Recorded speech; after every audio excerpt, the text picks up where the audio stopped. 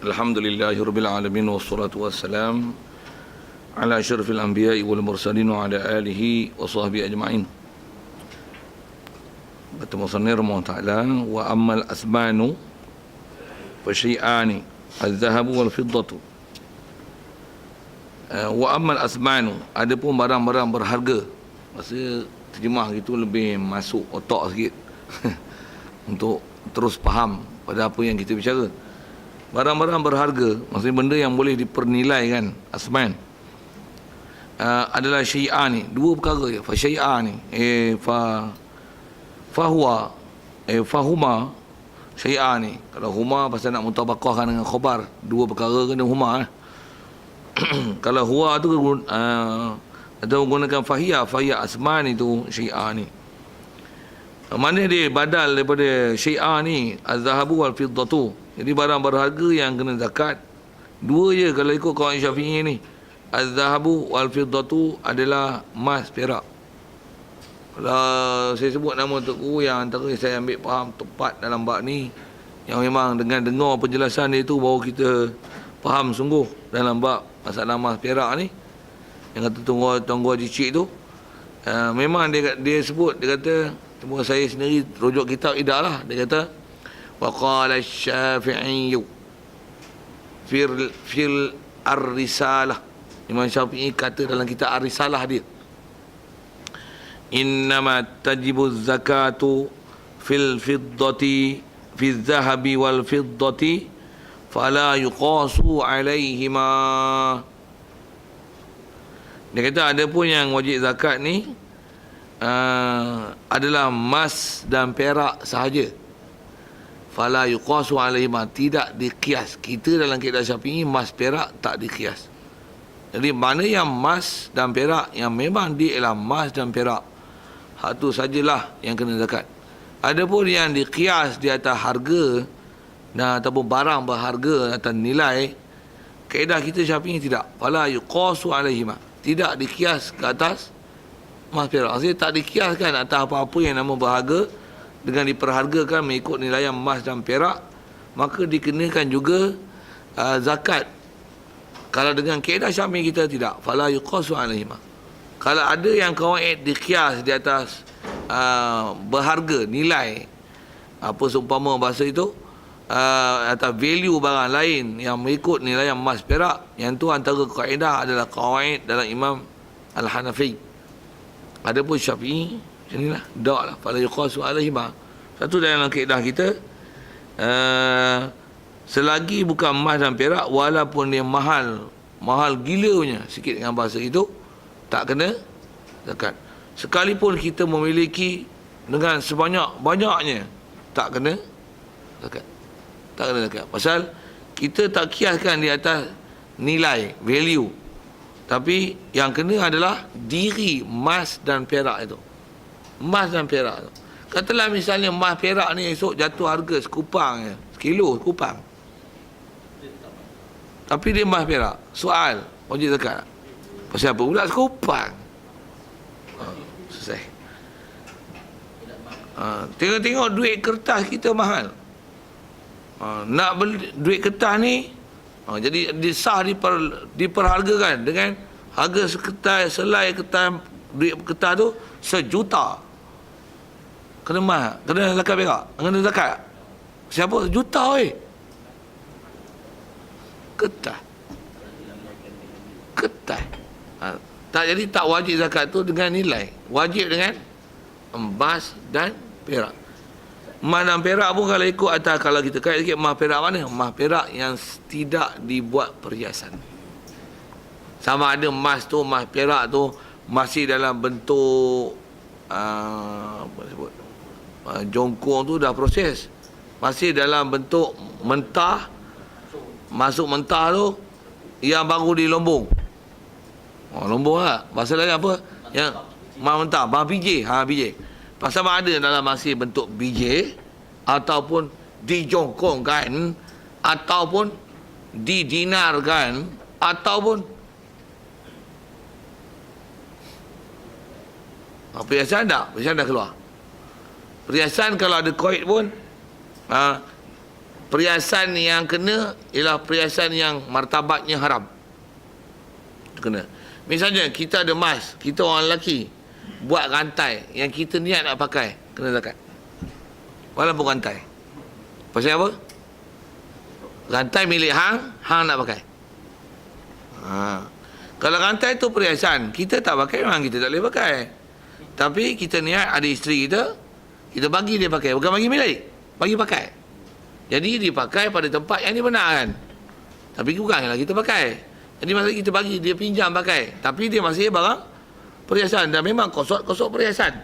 Cuma kita tak boleh pakai, tak boleh pakai lah. Kita bagi dia pasal dia isteri. Ataupun bagi pada anak perempuan. Bini lah banyak lah ada dia. Bini, isteri. Dia pun... isteri lembut sikit. Bini nampak cakap lembut. Isteri dah ada. Rantai pun dah 3 urat. Gelang pun dah 7. Wih.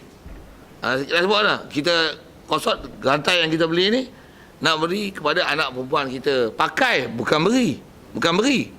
Beri satu hal lah. Beri lagi tak ada masalah, tak ada apa-apa. Jadi masih istilahnya perhiasan. Cuma atas kuit masih nak sebut tentang perhiasan itu. Walaupun emas perak, selama-lama tak sampai labelnya perhiasan tu martabatnya haram. Sama ada dikosok orang lelaki kosok pakai, sama ada dibuat cincin atau sebagainya. Sekalipun suasa, emas tu adalah dikira untuk dinilai, untuk dikenakan zakat. Pasal apa? Emas tu adalah haram. Pasal emas digunakan untuk pakai cincin, untuk campuran suasa. Emas tu dinilai untuk dikira zakat. Nisab cukup tak cukup, tengoklah. Kalau cukup, kena zakat. Pasal apa? Dia hukum perhiasan haram, pasal suasa adalah haram. Mengikut yang masyhur disebut oleh ulama dengan kaedah-kaedah mereka. Apa saya nak sebut ialah, kalau katalah orang perempuan, dia ada emas ni, memang perhiasan. Dia ada 100 rantai. Tapi satu-satu rantai kecil-kecil je. Taklah istilahnya besar rantai kapal tu. Saya sebut rantai kapal maksudnya besar ketera tu orang tak pakai lah. Saya nak tunjukkan itu je sebenarnya. Rantai dia lah, biasalah urus. Kalau ada pun yang dalam jual kat kedai pun besar tu, masih istilahnya rantai yang munasabah dipakai lah. Okey. Dia ada 100 urat, 100 utah rantai. 100. Timbang tu kat 10 kilo. Timbang semua lah kat 10 kilo. Tapi satu-satu berapa gram je. Dan dia pun bukan pakai semua. Dia pakai seutas, 2 utas, kuat-kuat pun 3. Masih tera tu hurufnya tak menghukum berlebihan dari segi memakai perhiasan. Soal. Pernyataan tu saya sebut tu fakta tu. Saya bukan bagi apa-apa hukum tu. Saya sebut pernyataan. Maksudnya tera tu dia pakai 3 utas, 3 urat pun kalau kecil-kecil. Kalau yang besar dia tak pakai 3, dia pakai 1 je. Kalau besar pakai 3, nampak oi, macam mami jarum je. Sikit dengan bahasa gitu. Macam mak datin aja. Pakai pun sampai sini. Itu menyalahi huruf tu. Biasanya orang tak pakai gelang tu. Kelin mabuk pakai. Tak pun kelin yang duk joget tu. Tu pun bukan pakai emas weh. Pakai plastik je. Cuma ada corak-corak bunga. Macam mana pun saya nak sebut ialah perhiasan tu selagi tak sampai tahapnya dia pakai itu martabatnya haram, dia tak kena zakat. Sekalipun ada 100 utas. 100 utas boleh tak simpan emas 100 utas? Boleh tak pakai 100 utas sekali? Pakai satu-satu? Pakai satu-satu harus. Okey, soal. Kalau dia memang pakai satu-satu, pula tu ada wirid. Ni 1 hari bulan pakai rantai ni, 2 hari bulan pakai rantai ni, 3 hari bulan pakai rantai ni. Katalah. Misal ataupun dia ada baju ni, tudung ni, rantai ni, subang ni. Memang kawan banyak barang kemas. Tokek kedai emas. Buat misal, memang yang ni untuk perhiasan dia, yang jual, itu suku. Kita tak cerita jual, kita cerita dia pakai. Memang ada 100 rantai, subang, campur, katalah gitu. Memang campur saya sebut 10 kilo ni. Tapi dia tak pernah pakai sampai tahap haram. Soal, kena zakat tak? Jawab tu, low. Kena zakat tak? Siapa? Masih dalam status harus, perhiasan. Perhiasan yang harus. 10 kilo, kalau pakai sekali, memang haram. Bukan haram jadah tu. Saya 10 kilo, patah tengkok. Menyalahi, dia rotate kan. Jadi Bila dia pakai 2 utar, 3 utar, 2 urat, 3 urat, baju lain, bukan lain. Pergi rumah Mak Long pakai ni, pergi rumah Mak Ngah ni, duduk rumah ni, sebelum mandi pakai rantai ni, selepas mandi pakai rantai ni. Boh pi contoh tu. Kalau suami balik rumah pakai rantai ni, suami tak balik rumah pakai rantai ni. Katalah itu. Untuk masak pakai rantai ni, untuk berkebun pakai rantai ni. Pakai dia lagi putih, pakai besar sikit. Tapi masih istilahnya rantai. Contoh soal. Kena tak? Kenapa? Masih perhiasan yang diharuskan. Tu nak faham pihak fiqh. Satu, bila ada pernyataannya ni, perhiasan tak kena zakat, melainkan jika sampai jumlahnya 500 kilogram. 500 gram. Betul tak ayat tu? Tak betul. Pasal dia bukan masalah jumlah. Masalahnya ialah pakai. Masalahnya pakai. Engkau walaupun pakai tu tak sampai 500 gram. Katalah misalnya 200 gram. Mai 200 gram besar. Besar tu kata besar rantai kapal buah bila. Maksud satu rantai kapal besar satu. Maksudnya orang tak pakai lah rantai besar-besar tu. Walaupun berat dia tak sampai banyak, tapi pasal dalam dia rantai memang kosong dalam. Jadi dia punya saiz tu agak besar. Tapi dia nipis, ringan. Tak sampai 1/2 kilo. Tapi pakai terah tu, tomboi besarnya rantai. Kalau sampai pada uruh kata itu, tahap tu orang tak pakai. Tambah pula Melayu tak pakai terah tu. Keling gila pakai terah tu. Pasal besar rantai kapal. Masuk kapal tu ialah besar. Zakat. Pasal apa zakat? Perhiasan yang haram. Dobit dari situ. Dobit dari situ. Dia bukan tang kilo tak kilo. Tang perhiasan haram. Satu orang lelaki pakai cincin suasa, kena zakat. Nisab satu hal. Atas saya tanya, zakat tu ialah emas tu adakah dikira untuk zakat? Pasal apa? Pasal cincin haram. Kalau tak faham tanya suasa tu, tanya. Saya anggap common knowledge. Zakat lah. Suasa adalah haram. Cincin suasa adalah haram pakai. Kalau tak faham tanya lain. Pasal dia memang campur mai. Suasa haram pakai.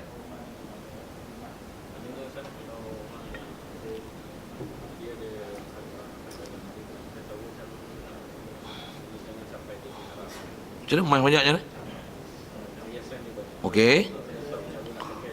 Ya betul. Maksudnya kalau perhiasan banyak macam saya sebut tadi rantai sampai 100 kan. Katalah dia tak rantai tapi campur-campur lah, subang, rantai, gelang kaki, gelang pinggang, semua ada. Mobil mahkota pun ada. Hak buka hidung ada, hak cepit ada, hak tindik ada, katalah itu. Tapi masih istilahnya perhiasan masih boleh harus. Apa lagi Bobiak istilahnya banyak lah. Jadi dia kena tahu pakai terah mana. Yang ni istilahnya masih pada hurufnya perhiasan yang harus. Tak hukum perhiasan melampau. Dia yang kena ialah perhiasan melampau. Melampau tu pakai buah haram dan zakat. Walaupun sekali. Kalau walaupun sekali nisbah haram pakai haram. Tapi zakat dia kait dengan haul. Kalau dia memang kosot pakai macam tu dan dia pakai macam tu dan dia langgap batas haram, jika sampai setahun dengan memakai dengan hal haram itu dan dia tak taubat, kalau sekali ada kait macam ni, seingat saya sekali pakai, lepas tu tak pakai dah dan tak taubat, maksudnya dia memang nak pakai lagi dan dia memang kosot dengan pakai yang haram, kena zakat lalu setahun. Daripada dia pakai tu starting tu tak taubat pun, memang dia ada waktu event apa-apa dia pakai lagi, tak taubat maksudnya dia masih still orang berdosa pakai perhiasan haram. Nak berhenti dia macam mana? Taubat. Itu dia punya ending dia. Aku tak pakai dah macam ni, berdosa punya, astagfirullahalazim. Baru aku asal balik, dia akan susun pakai pakaian tak sampai martabat haram. Walaupun banyak, dia pakai itu masih hukum hurufnya, hukum pakaian sikit yang diharuskan, tak ada zakat.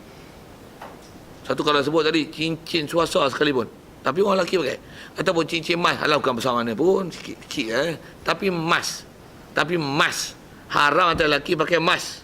Cincin tu ada dihitung untuk kira zakat. Pasal apa pula? Satu sebentuk cincin saja, bukan kira bentuk tak bentuk, kira haram tak haram.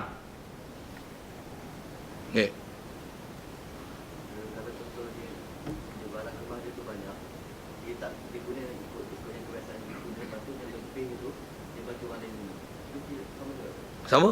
Dari segi hukum, masih hukum harus perhiasan. Atas nama perhiasan. Dan dia pakai pun tak salah. Semua ada yang dia pakai, dia bagi orang pakai, dia bagi anak dia pakai, mak menakan dia pakai, dia pinjam kan. Harus. Nama perhiasan lagi? Atas nama perhiasan. Dia ialah perhiasan. Dia ialah perhiasan. Bukan atas nama simpan emas. Kalau dia macam ni, beli gelang, beli rantai, buat apa? Beli emas lagi, kena zakat, buat ketui. Beli buat ketui. Beli ni buat apa? Orang tua-tua dulu istilah buat ketui. Setuju ayat tu. Memang saya guna bahasa tu. Beli buat ketui. Beli yang ni sultan buat apa? Ada apa-apa orang selalu kita jual lah. Pakai lah. Tak pakai lah. Buat apa? Buat ketui. Buat ketui zakat. Pasal apa? Bukan perhiasan. Buat ketui. Nama pun buat ketui. Ataupun patah ni tak pakai lah, buat apa? Yang ni patah je buat ketui. Patah buat ketui. Bila hang starting buat ketui tu? Bila patah dah hang starting buat ketui? Tarikh tu boleh? Apa bulan? Berapa gram? Ya. Mas yang digadai. Milik tam tak tam? Milik tam tak tam? Siapa punya mas tu? Kita punya. Tam tak? Tam. Tapi kalau ikut kaedah gadai, selagi tak selangsai yang hutang, barang tu masih hukum gadai. Betul? Dia marhunun kullu nafsin bima kasabat rahina. Alah pikuk tu bawah. Maksudnya dia hukum marhun. Maksudnya dia hukum gadai. Jadi bila gadai, selagi tak bayar hutang, hukum tergadai. Jadi dia milkun dhaif. Dari segi kita tak boleh tasarruf. Tapi kita boleh jadi milik dengan kita bayar hutang. Tapi siapa punya? Siapa punya? Kita punya. Jadi kalau dia perhiasan, perhiasan lah. Perhiasan yang digadai. Tapi yang ni bukan perhiasan, duit dinar dan jongkong. Gold bar. Kita buat gadai. Zakat. Pasal apa? Tu milik tadi. Atas call. Jadi dia ialah, walaupun milku dhaif dari sudut tu, tapi dia ialah tam pasal asal kita punya. Yang tadi tu. Untuk sebut tadi tu. Boleh? Clear? Ada lagi?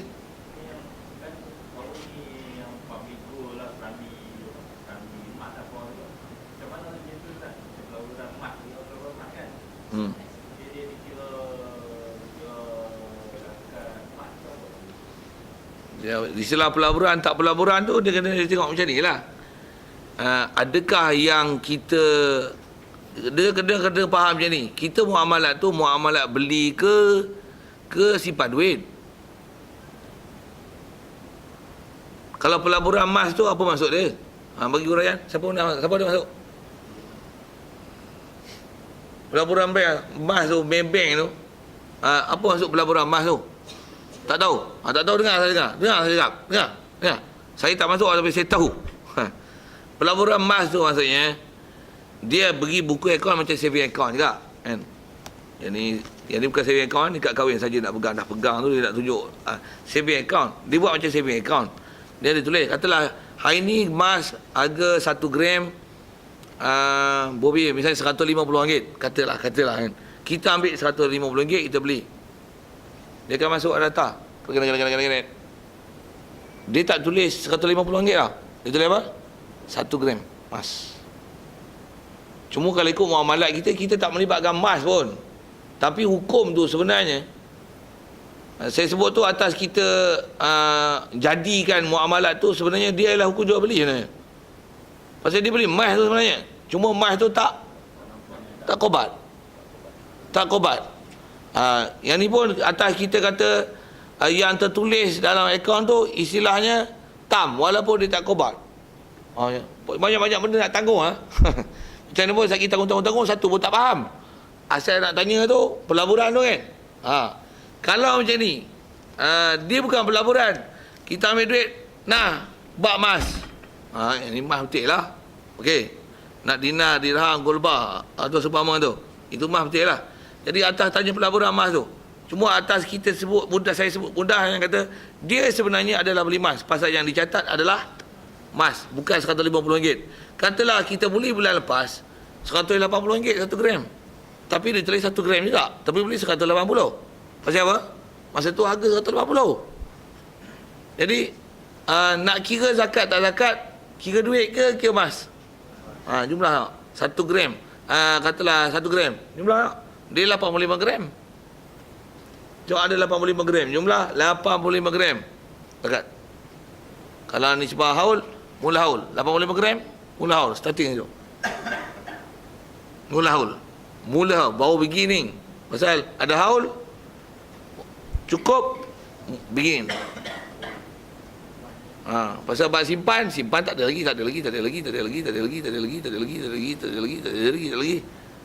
Bila cukup, baru start, baru ada nisab. Haul pun nak kira haul yang 85 gram. Haul sebelum 85 gram tak ada zakat lagi.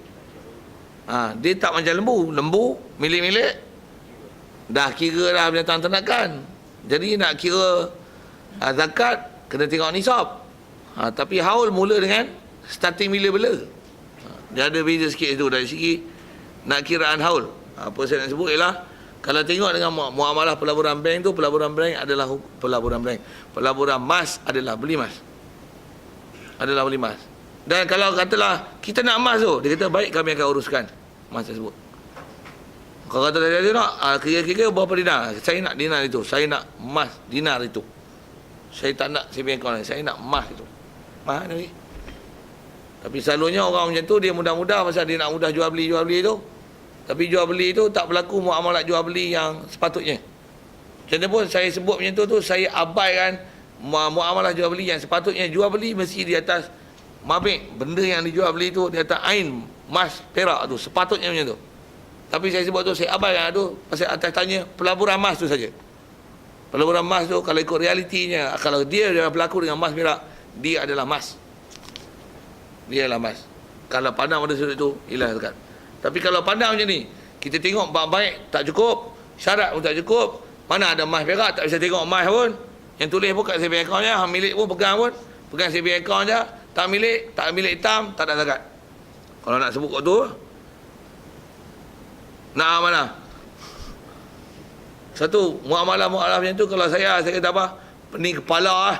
Senang je nak. Ada duit tak? Beli, timbang tak kau? Duk pelaburan pening itu. Itu buat susah. Buat muamalah susah kau apa? Satu, lebih suka benda yang halal bayin, haram bayin. Yang haram tinggal. Halal pakai. Nah. Satu nak simpan duit, nak kena zakat, tak kena zakat. Janganlah simpan duit. Beli duit yang duk simpan tu, beli emas. Tengok, cukup tak cukup nisab. Kena zakat. Ibadat pun dapat, pahala pun dapat. Lagi pun memang dia berharga. Dan jangan risau, duit kalau pun emas murah kali pun, kau pegang emas. Jangan kira harta kau tu adalah duit, tapi kira harta kau adalah emas. Kalau kau simpan juta-juta pun, sebenarnya tak ada nilai. Pasal apa? Zakat tak kena. Pasal yang kau pegang tu bukan emas. Nilai adalah dengan kau pegang emas. Kalau bank tu bankrupt esok, bank dunia tu jatuh, Amerika meletup, pasal kena roket Al-Qassam, dia tutup tu, duit hang simpan juta-juta tu sekeping nak lagu. Dia simpan di rumah berlori-lori tu, sekeping nak lagu, ambil lah tu, sekepang nak pakai. Nak pakai apa mana? Amai. Jadi kalau ada duit, jangan simpan duit, simpan amai. Belilah emas. Maksud simpan emas tu kalam ijaz. Maksudnya beli dan simpan. Beli tak sebut lah, dah simpan tu mesti beli lah weh. Kalam ijaz, bukan itnab dan musawah. Tak faham tu lah. Sebut balarah sikit. Rasa saya jawab soalan tu. Ada lain?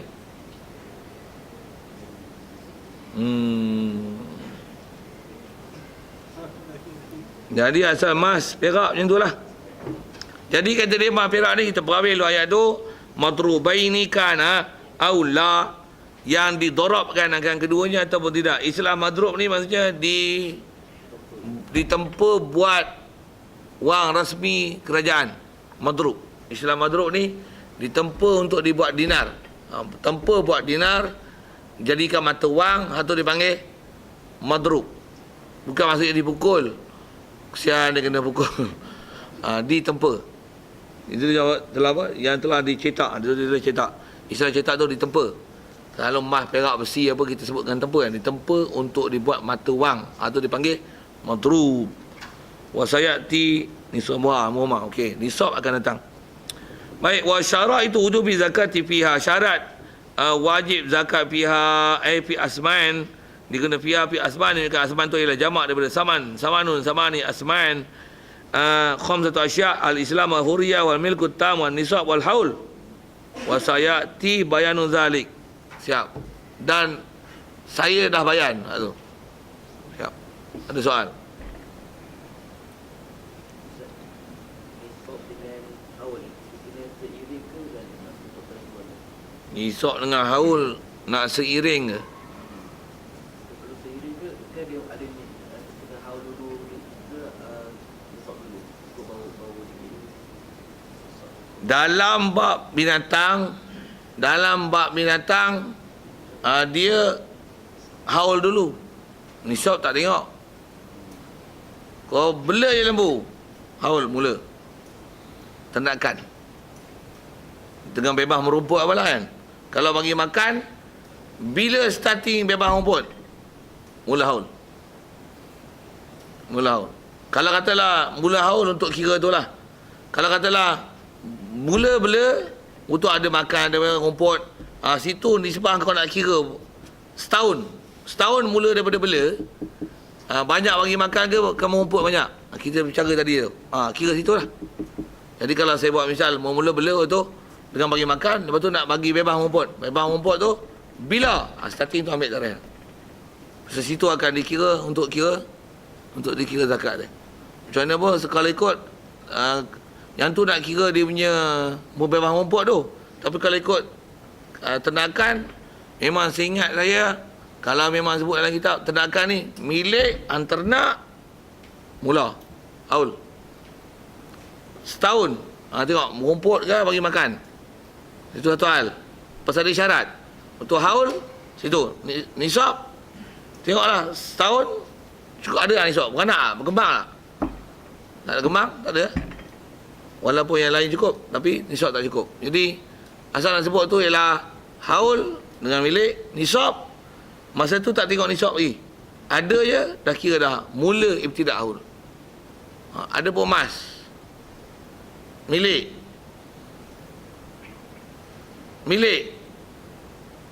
Tak ibtidak.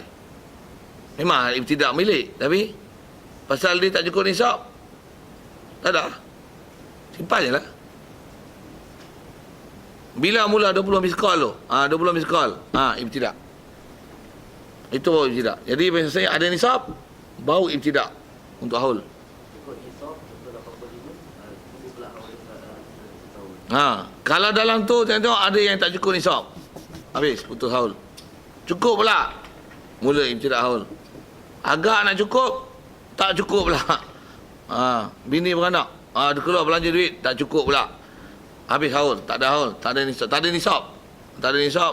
Waktu cukup pula, ibtidak haul. Itu.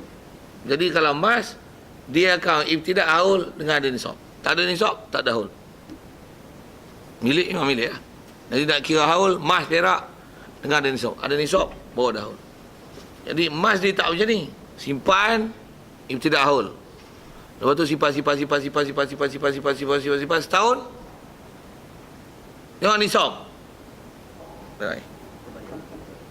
Masih ingat dah. Tak. Satu dia dobit dia nisab. Ada nisab, kira ibtidak haul.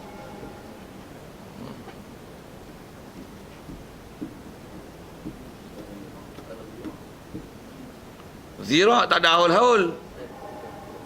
Kan? Itu akan datang. Zero tak ada haul-haul. Dia wa'atu haqqahu yauma hasadi. Quran sebut itu. Wa'atu haqqahu yauma hasadi. Kamu berikan hak zakat yauma hasad. Apa yauma hasad? Hari kau tuai. Istilah tuai itu bahasa lama. Hari tuai, ketam, hari masuk mesin. Hari tuai. Tuai cukup nisab. Bayar. Wa'atu haqqahu yauma hasad. Yauma hasad tak ada haul. Kalau ada yang jenis haul pun, kalau jenis tak cukup nisab, katalah tak cukup gantang dia, tanam pula setahun berapa kali? Kalau ada 2 kali, tuai ni dengan tuai ni, ada setahun tak? Kalau setahun jumlah, hak tu ada haul situ. Itu pun kalau nak guna bahasa haul situ. Dan memang istilah haul dijumlahkan. Jika tuaian kali pertama tu tak cukup nisab, maka tengok tanaman sekali lagi, tuaian kali kedua tu dijumlahkan. Jika dalam haul yang sama dengan tuai yang pertama, maksudnya tempoh dia tak sampai setahun, dijumlahkan dengan yang pertama untuk mendapatkan nisab. Kalau cukup, kena zakat. Tak cukup, tak